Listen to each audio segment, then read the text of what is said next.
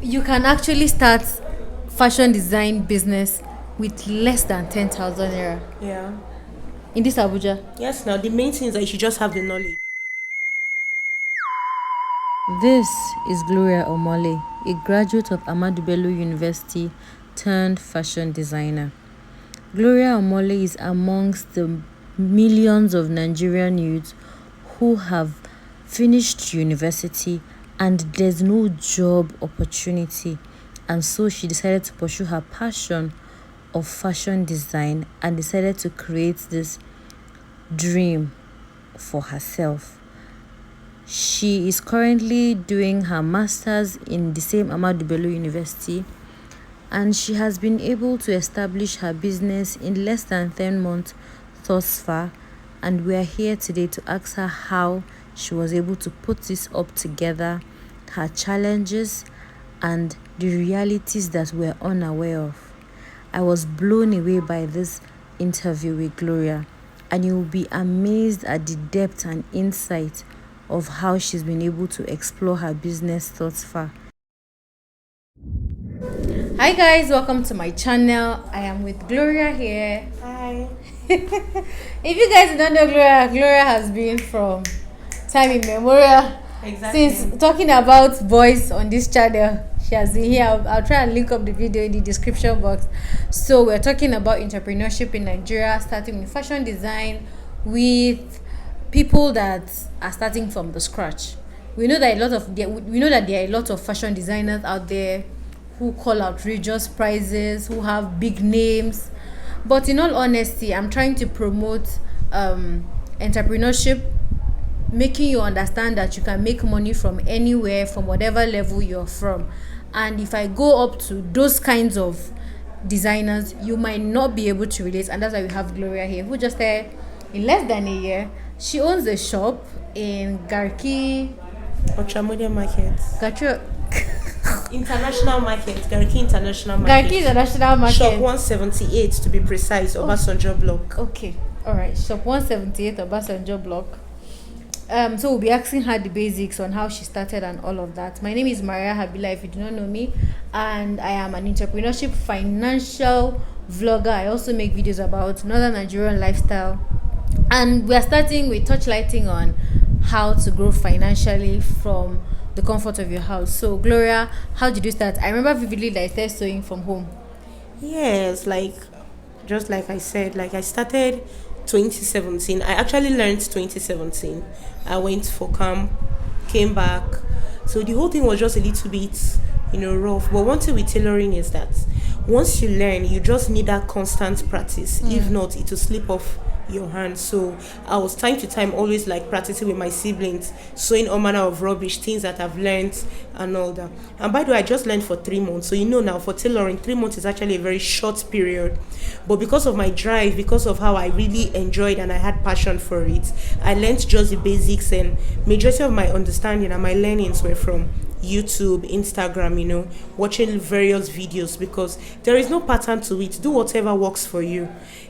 Different people has different ways of making their outfits and all that. So just look for the ones that seem simple or ones that you feel you could easily understand, and that's just how I picked it up from there. You see, for me, this is very impressive, because a lot of people feel like, no, you have to go to a big fashion school, No, you not have at to all. pay a lot of money. But from learning 3 months and starting your own, owning a shop and all of that is good progress.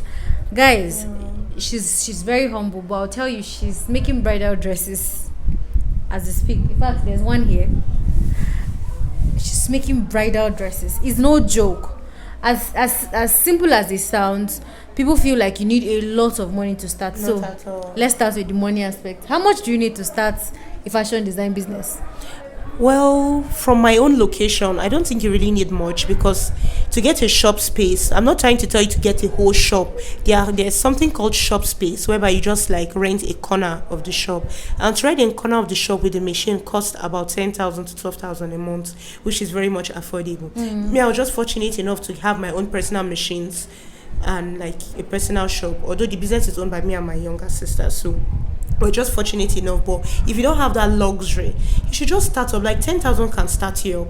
You must not have your own machine. There are people that actually set up tailoring shops to just like give it out for rent. Oh, really? Yes, like you just come in, tell them, okay, well, I really need a space with a machine, and it's available to you. The only thing is that every month you just be remitting about 10,000. Some people even go collect as low as 8,000 to even get it. So you like see, with the little you have, you could actually start out. you can actually start fashion design business with less than 10,000 naira Yeah. in this Abuja. Yes. Now the main thing is that you should just have the knowledge. You don't have an excuse. Me, I can perfectly sew needle and thread. Give me a dress. I will sew. I used to adjust people's uniform then in school with needle and thread. I will do off shoulder. I will do let my breast be showing.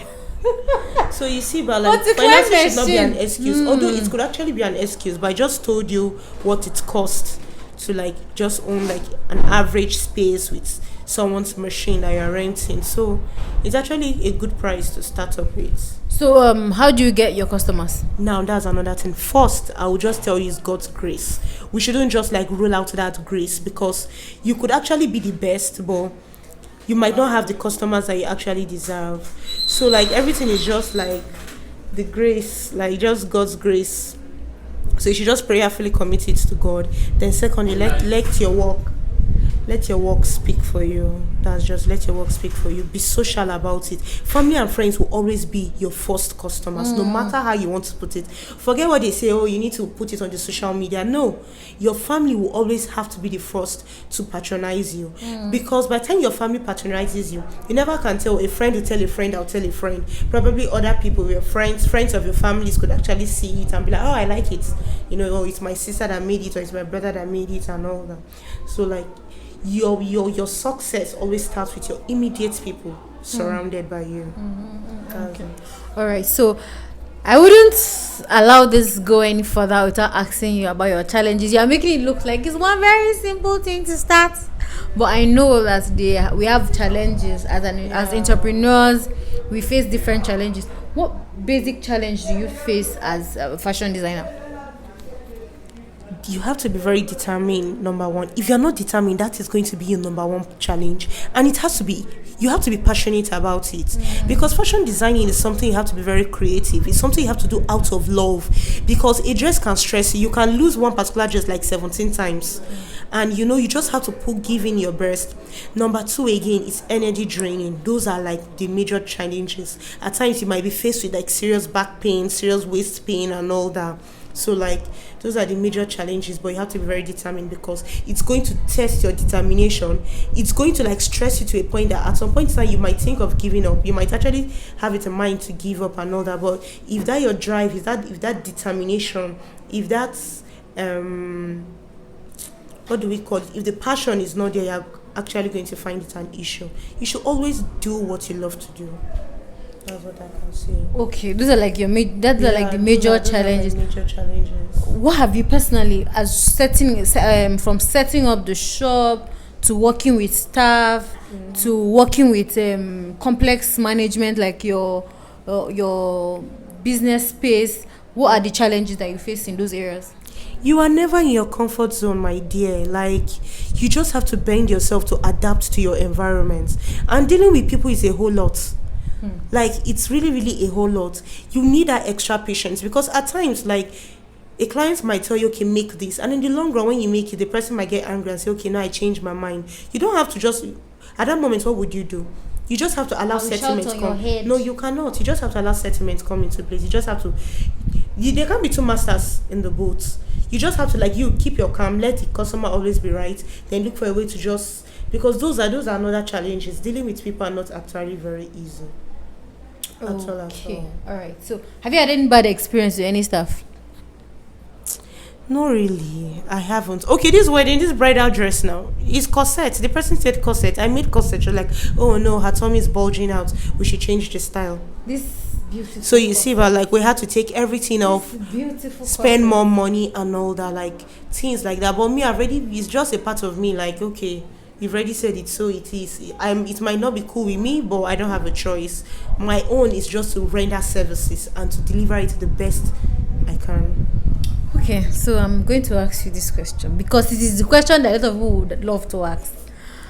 What I ordered versus what I got. What used to happen? Please. What is it? Gang.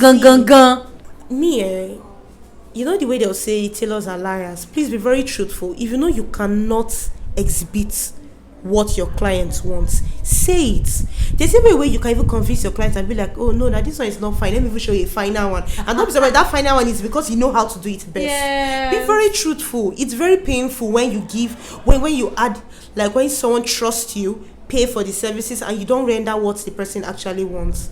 It's a very, very painful situation. Like, so please do not do pass yourself. That's the thing. If you know you collect it and you try to use YouTube or what have you, and you know it does not work out, place a call, tell the person this is it. Be very truthful. Or better so, you look for someone that knows how to do it around and let the person coach you, or give the clothes to the person to make.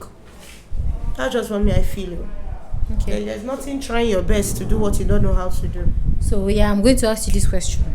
Who finances your business? Do you have a Zaddy? Did you collect loan? I did not actually collect loans, sorry. Like, he helped me to start it up. Ooh. I was very fortunate. My popsy paid for the shop while my mom bought the machine. So how many machines do you have? You have 3 machines. We actually have 5. Like, we have 2 butterfly, this manual machines. Not even manual. Like, there's this interlocking butterfly machines. We have 2 of them. We have 2 industrial machines. We have a weaving machine.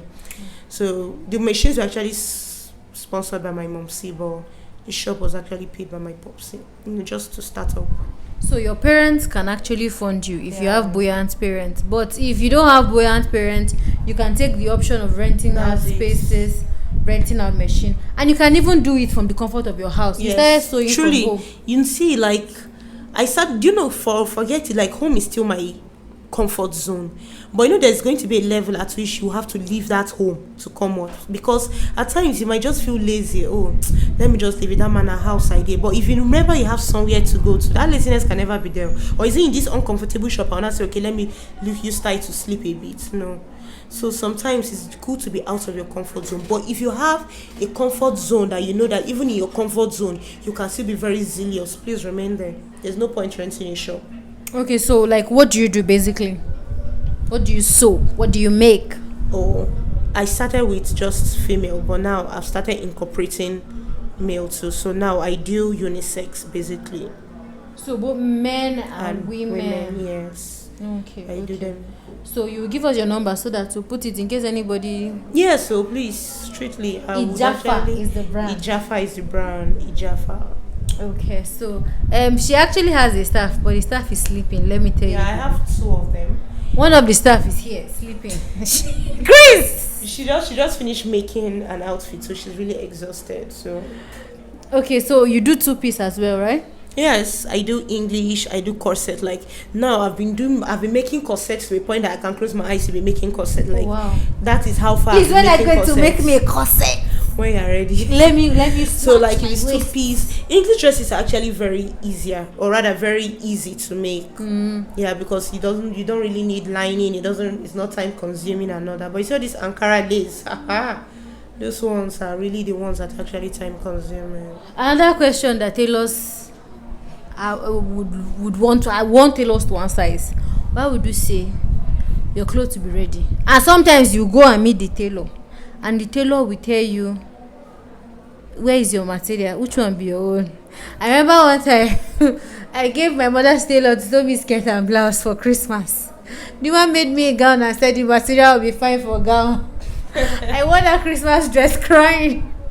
I would never forget. I don't know why tailors do that too. Probably because me, I'm a tailor with a difference. Although me, I prefer to work under pressure.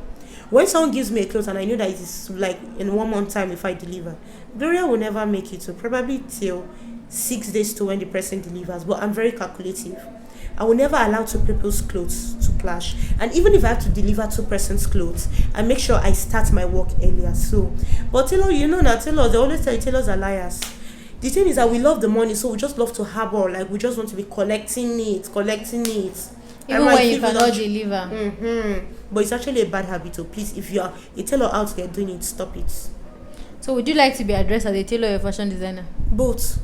You can call me a seamstress, you can call me a fashion designer, you can call me a tailor, please. Can I call you Obioma? Even if that is what suits you, please call me that. Oh yeah, actually a tailor with a difference. Funny enough, this girl has been sewing.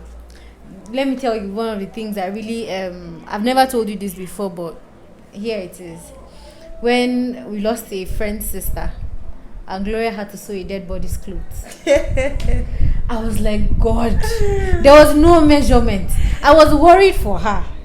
Honestly, I was just like my mother say, "Mommy, so Gloria was so and say, you know the thing, when I even sewed it, the size was actually the size of my younger sister. I was begging her, Chris, please fit this dress. She said, over her dead body, we should try a dead body's clothes. So there's no limit to what you can sew. Actually, there's no limit. Since then, have you sewn for a dead body again? No, but because the opportunity has not come. But if I see that, I don't mind. I will do it. So, what's the plan for the future? Do you intend to go back to school? Gloria here, we were in ABU together. She's a graduate of ABU. She's doing her master's currently, and also is on strike, so she has packed up the master's. After master's, what's the plan? What are you going to do with your master's and your certificate? Master's in what? Master's in pharmaceutical and medicinal chemistry. Yes.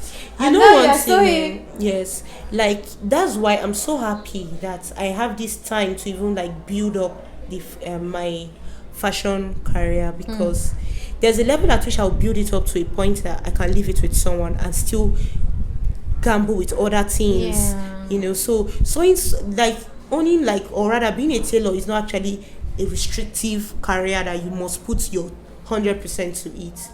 You can still maneuver and still have time to do other things you need to do. Obviously, that's what I'm doing.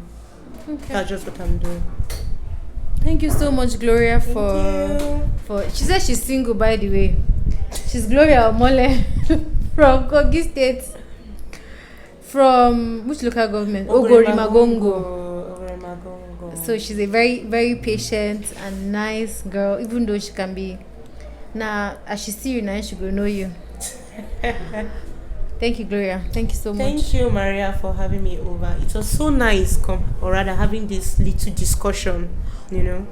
Because a lot of questions you asked me here, funny enough, I've not even thought about it. If not now that we even had this interview, like, a lot of things would have been forgotten. But I'm so happy to at least, like, you know, be a motivative. How did you put that? A motivator.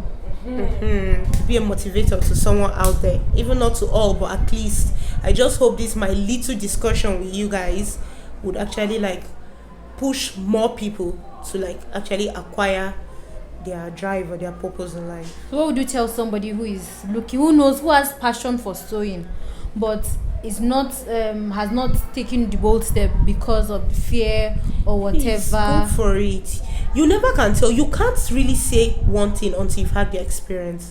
There's no point. Even if you start and you find out that, okay, that's not it, you can actually drop out. But you just sitting down, no. Start up, like, no matter how little. Even if you get pieces fabrics to just do the little you can do, just start up. Now, you know, people just make little things to just post online. Even if you just Ankara tops you are making to 2,000, 3,000. If you make times 10, 3 times 10, that's 30,000. It's a whole lot. So, you shouldn't just like, you know, relent. Just give it a drive. Start it up. All right. You guys have heard from an upcoming or a fashion and it's just been a short while. So you can actually make a lot of exploits in a short while if you are dedicated and you put in the work. Chris, what are you going to say from the background? Show your face. Being an entrepreneur, you have to hustle. You can't just sit down in your house and be like, okay, when will the customer come and all that. But with time, if you go out, hustle, market your product, people will definitely come. Peace. She doesn't want to. All right, dear. Bye.